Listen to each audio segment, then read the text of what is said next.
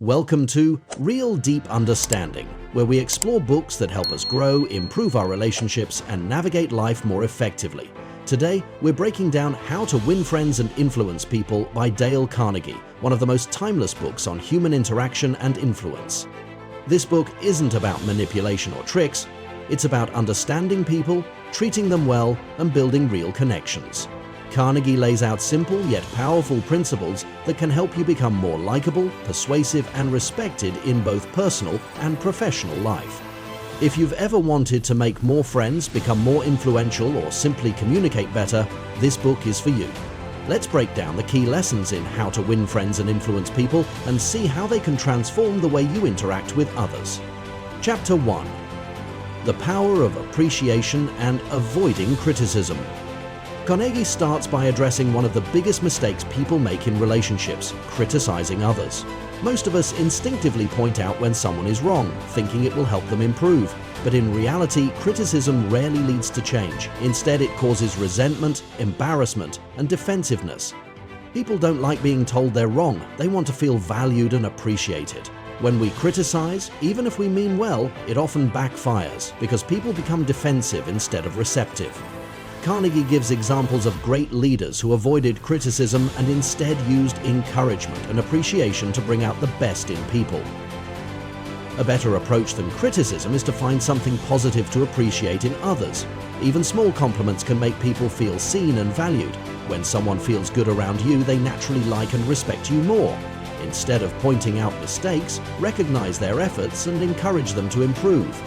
One way to apply this: instead of saying, "You did this wrong," try saying, "I really appreciate the effort you put in.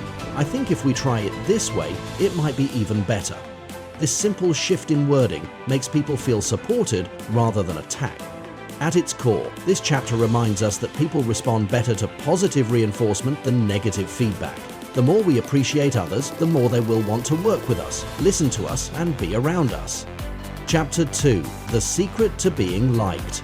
Show genuine interest in others. Many people think that being likable means being interesting, telling great stories, or impressing others. But Carnegie explains that the real secret to being liked is much simpler. Be genuinely interested in other people. Think about it. Who do you enjoy talking to the most? Most likely, it's someone who listens to you, asks about your life, and remembers things about you. People love to talk about themselves, their interests, and their experiences.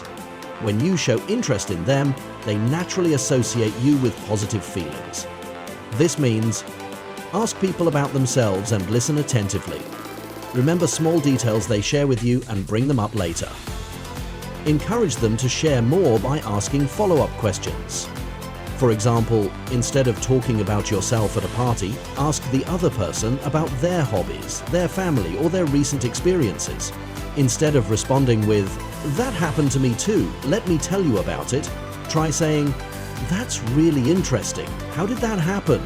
Let them talk more, and they'll enjoy the conversation without realizing why.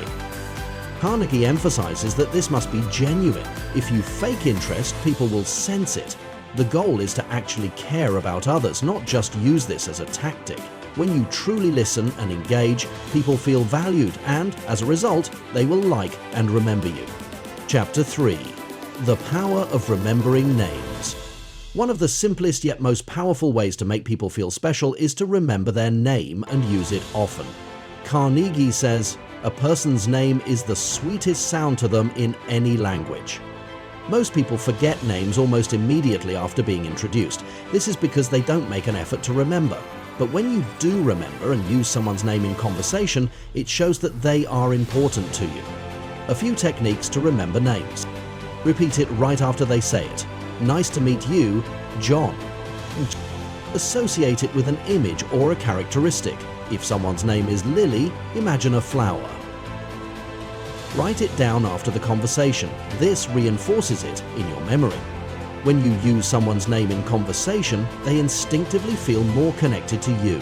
For example, saying, "That's a great idea, Sarah," instead of just, "That's a great idea," makes a big difference in how Sarah feels about the interaction.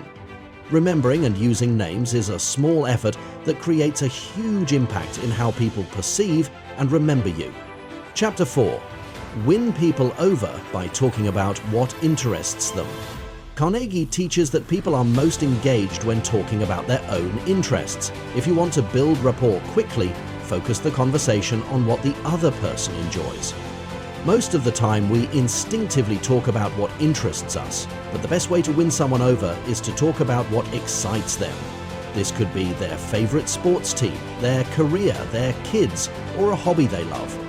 For example, if you know someone loves photography, ask them about the best picture they've ever taken. If they're passionate about fitness, ask what workouts they recommend.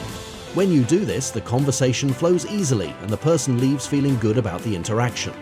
This technique is especially useful in business. If you're trying to make a sale, instead of focusing on what you want to say, focus on what the customer cares about. What are their needs, goals, and challenges? When people feel understood, they are more open to trusting and working with you. A practical way to use this: before meeting someone, find out something they are interested in. Bring it up in conversation and watch how much more engaged they become.